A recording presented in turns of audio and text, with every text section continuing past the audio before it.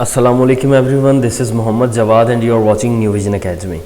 हम Foodpanda के restaurant portal के बारे में डिस्कशन कर रहे हैं and today will discuss about growth centre. हम अपनी सेल्स को कैसे इम्प्रूव कर सकते हैं, सेल्स को कैसे इंक्रीज़ कर सकते हैं। इसमें बेसिकली 3 कैटेगरीज हैं, जिसमें 2 कैटेगरीज पेड हैं and this one is unpaid. Basically ये पेड इस हवाले से है कि यहाँ पे हमें एडवर्टाइजमेंट में पैसा लगाना पड़ता है, फीचरिंग की मद में, पेड पर क्लिक्स की मद में। यहाँ पे हमें डिस्काउंट ऑफ़र करना पड़ता है एंड एक्चुअली यहाँ पे हमें बिड लगानी पड़ती है मोस्टली इन सिनेरियोज़ में। तो इनको वन बाय वन डिस्कस करेंगे कि ये थर्ड वन जो है सिनेरियो इन दोनों से, इवन के तीनों सिनेरियोज़ आपस में कैसे डिफरेंट है, तो इनको वन बाय वन डिस्कस करेंगे। First of all will discuss about Panda clicks. इसमें है कि हम अपनी ब्रांड की विजिबिलिटी को कैसे इंक्रीज़ कर सकते हैं, बूस्ट कर सकते हैं। Like first option is reach more customers, boost your orders by up to 100%। Mean to say कि हमारा जो क्वाइट लाइक यूट्यूब का एक थंबनेल है वो डिफरेंट व्यूअर्स के सामने रखा जाता है and then according to thumbnail उसको कस्टमर क्लिक करता है या उसको क्लिक नहीं करता। इसी तरह से हमारा जो एड होगा, हमारा जो रेस्टोरेंट होगा, उसको डिफरेंट व्यूअर्स के सामने लेके जाया जाएगा एंड देन उसके बाद कस्टमर जो हैं वो उस पर क्लिक करेंगे एंड देन ऑर्डर प्लेस करेंगे। So gain visibility, feature your brand across the platform. Mean to say कि across the platform Foodpanda की एप्लीकेशन के ऊपर या डिफरेंट जो सोशल मीडिया प्लेटफॉर्म्स हैं वहाँ पे एडवर्टाइजमेंट के थ्रू हमारा जो रेस्टोरेंट है वो कस्टमर्स के सामने लाया जाएगा। देन उसकी जो हमारा जो आर्ट है, जो हमारा फ्रंट बैनर है, अगर वो कस्टमर को अट्रैक्टिव लगता है, हमारा मेन्यू, हमारी prices, each and everything, customer उसको विजिट करने के बाद ऑर्डर प्लेस कर सकता है। And easy budgeting, only pay when customers click on your listing. Like हमारी जो लिस्टिंग है, हमारी जो एड होगी वो कस्टमर्स के सामने जाएगी एंड जब तक कस्टमर उसे क्लिक नहीं करेगा हमारे अकाउंट से पैसों की डिडक्शन नहीं होगी। मीन टू से कि हमारा ऐड 100 कस्टमर्स तक गया, उनमें से जस्ट 10 कस्टमर्स ने उस पर क्लिक किया तो हमारी डिडक्शन 100 कस्टमर्स की नहीं होगी, हमारी डिडक्शन सिर्फ 10 कस्टमर्स की होगी, यानी कि 10 व्यूअर्स ने उस पर क्लिक किया। कंपनी आपको ऑर्डर प्लेसमेंट की श्योरिटी नहीं देती।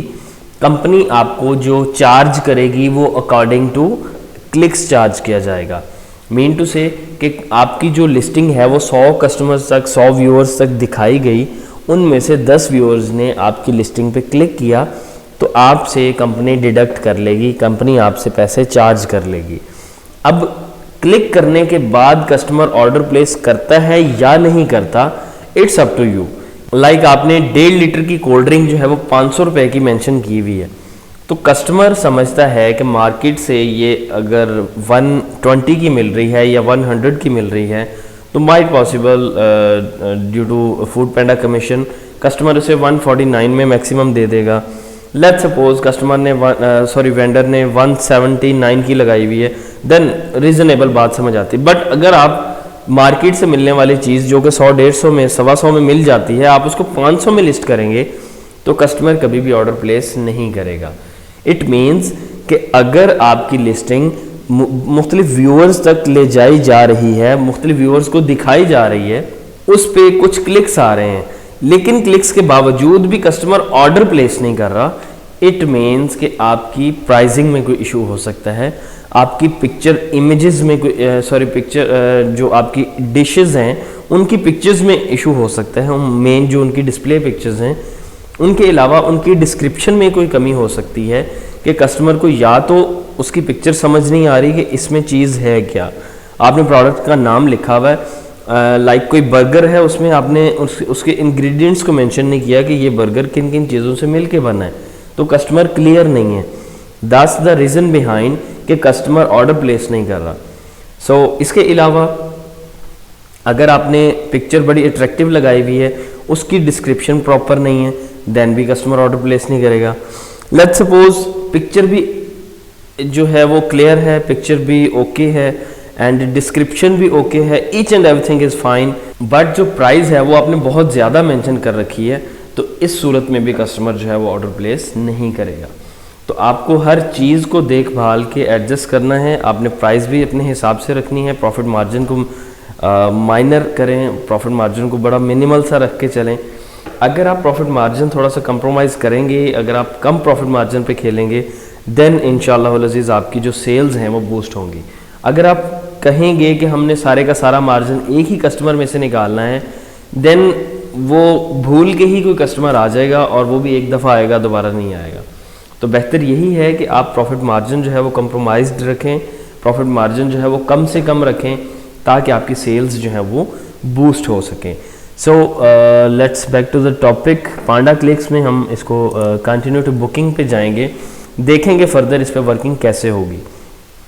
इसमें हम एरिया सिलेक्शन करेंगे।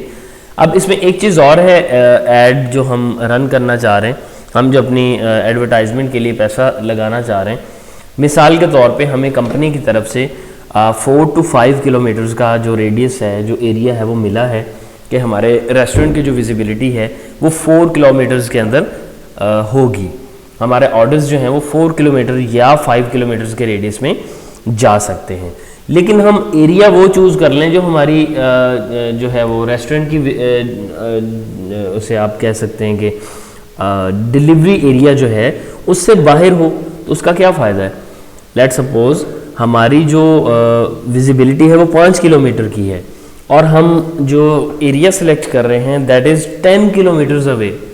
हम शहर से बाहर ऐड चला रहे हैं, लेकिन हमें कस्टमर तो वहाँ पे हमारी डिलीवरी नहीं पहुँचेगी।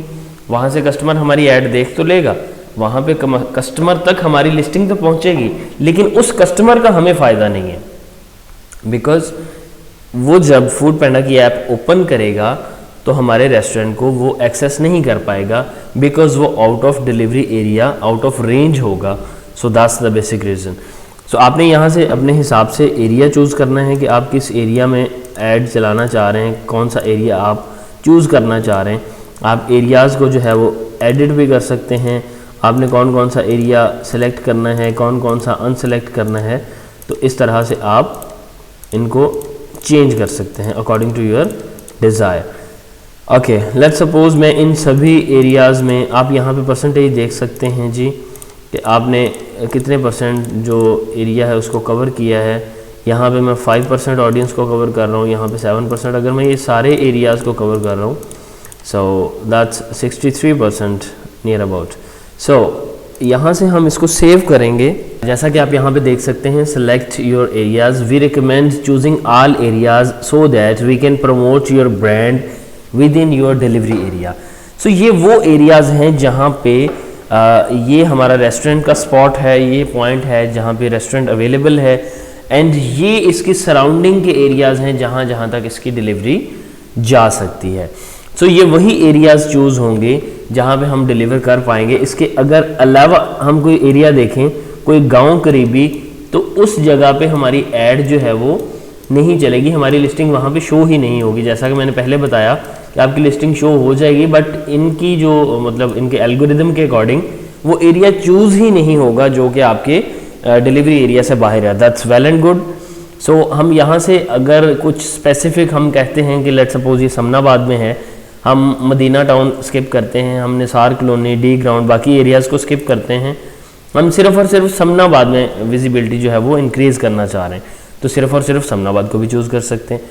बट कंपनी जो रेकमेंड करती है, इनके रिकमेंडेशन के अकॉर्डिंग हम सभी एरियाज़ को चूज़ करें, ताकि माइट पॉसिबल हम जिस एरिया में समनाबाद में दिखाना चाह रहे हैं लेकिन यहाँ पे कस्टमर जो है वो कम है, हम उसी ऐड को अगर Madina Town, D Ground area में दिखाएंगे तो माइट पॉसिबल वहाँ पे कस्टमर ज़्यादा हो।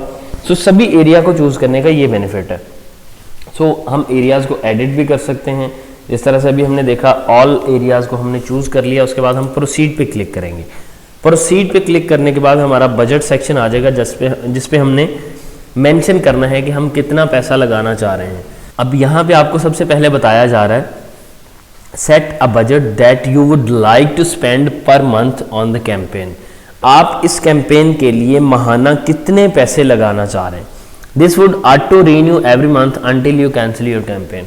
जब तक हम इस कैंपेन को कैंसिल नहीं करेंगे तब तक ये जो है ऑटोमेटिकली हर महीने रीन्यू होती जाएगी। मिसाल के तौर पे हम देखते हैं कि हमारी एक हफ्ते की 1 लाख रुपए की सेल है। मिसाल के तौर पे हम कहते हैं कि हमने 1 लाख में से 5,000 रुपया जो है वो अपनी एडवर्टाइजमेंट के लिए वक्फ करना है, तो हम यहाँ पे 5,000 का बजट मेंशन कर सकते हैं, जिससे हमारी वीकली जो इनवॉइस आएगी हमारी उसमें से डिडक्शन हो जाएगी 5,000 रुपये की। यानी कि 5,000 हमने अपनी एडवर्टाइजमेंट पे सर्व कर दिया और हमारी इनवॉइसिंग हम उसके अकॉर्डिंग, लाजमी नहीं है कि आपकी सेल 1 लाख की है, आप 50,000 की सेल कर रहे हैं आप 5,000 लगा दें, आप 2 लाख की सेल कर रहे हैं आप 5,000 रुपये का बजट लगा दें, 10,000 रुपये का बजट लगा दें। It's up to your pocket size. So यहाँ पे मिनिमम अमाउंट उन्होंने बता दी कि कम से कम 4,900 रुपया आप स्पेंड करेंगे, यानी कि 4900 रुपये से कम आप स्पेंड नहीं कर सकते। सो मिसाल के तौर पे हम 4900 ही यहाँ पे लिखते हैं। 4900 की अमाउंट हमने यहाँ पे मेंशन कर दी। लेट्स सपोज मैं इससे कम लिख के देखता हूँ। So you can see minimum allowed budget is 4,900। सो 4,900 से कम हम बजट मेंशन नहीं कर सकते। उसके बाद है जी बिड पर click. Set an amount that you would like to spend each time someone clicks your promotion. A higher bid increase your chances to be promoted. Okay. So पर क्लिक हम bid लगाते हैं जी। अगर कस्टमर कोई हमारी listing पे click करेगा तो हम हर कस्टमर के एवज आपको 7 रुपये देंगे। हम इसको इंक्रीज़ या डिक्रीज़ भी कर सकते हैं। जितना हम मैक्सिमम इसको रखेंगे उतने हमारे चांसेस हैं। अब मिसाल के तौर पे हम बिड लगा रहे हैं 7 रुपये की, हमारा एक कंपेटिटर वेंडर है, हमारी साथ वाली गली में है या अगले मोहल्ले में है या दूसरे किसी एरिया में है, उसने बिड लगाई है 21 रुपये की, तो उसके चांसेस ज़्यादा हैं, उसको क्लिक्स मिलने के चांसेस ज़्यादा होंगे एज़ कम्पेयर टू 7 रुपये वाले। तो इसमें आपने अपना पॉकेट साइज़ देखना है, आपने अपने हिसाब से इसको ट्राई करने के लिए आप इसको मिनिमम लेवल पे भी कर लें, इसको मीडियम लेवल पे 15 पे कर लें, 14 पे कर लें, बट रिकमेंडेड इज़ आप इसको जो हाईएस्ट पॉसिबल वैल्यू है वहाँ पे अगर आप इसको बिड करते हैं तो आपको क्लिक्स के चांसेस ज़्यादा हैं। सो अब देखें कि जैसे जैसे हम इसको मिनिमम पे कर रहे हैं क्लिक्स ज़्यादा हैं, जैसे इसकी बजट हम इंक्रीज़ करेंगे क्लिक्स जो हैं वो कम होते जा रहे हैं। Number of clicks here show here's how many clicks you get to spend. You would only be charged when someone clicks on your promotion. ये बिल्कुल वही बात है कि इस प्रमोशन पे, इस कैंपेन पे जो कोई क्लिक करेगा देन हमारी डिडक्शन होगी, अदरवाइज नहीं होगी। सो मैं अभी इसको प्रोसीड नहीं कर रहा बिकॉज मैं ये लिस्टिंग जो है वो नहीं करना चाह रहा, बिकॉज बट आई थिंक इससे फर्दर एक स्टेप मौजूद है, 2 of 3। नेक्स्ट स्टेप देखते हैं जी कौन सा है। जी बिल्कुल, तो यहाँ पे हम इसको एक दफ़ा रिव्यू करेंगे कि हमने एरिया कौन सा चूज़ किया है, हमने बजट कितना चूज़ किया है, हमने उस पर बिड कितनी लगाई है और हमें एक्सपेक्टेड क्लिक्स कितने। तो ये सारा कुछ रिव्यू करने के बाद हम यहाँ पे I have read and accept the terms and conditions, वो सारा कुछ हम इसको क्लिक करेंगे और यहाँ पे कंफर्म बुकिंग पे क्लिक कर देंगे। तो इससे ये होगा कि ये हमारी प्रमोशन जो है वो चल जाएगी एंड हम यहाँ पे पर क्लिक के हिसाब से कस्टमर को ग्रैब कर सकते हैं और पर क्लिक के हिसाब से कंपनी को पे कर सकते हैं। सो that's the first phase of growth centre. उम्मीद है आज की वीडियो आपको पसंद आई होगी। पसंद आने की सूरत में लाइक कीजिए, अपने दोस्तों के साथ शेयर कीजिएगा। बहुत जल्द एक नई इन्फॉर्मेटिव वीडियो के साथ आपकी खिदमत में हाजिर होंगे। टिल देन अल्लाह हाफिज़।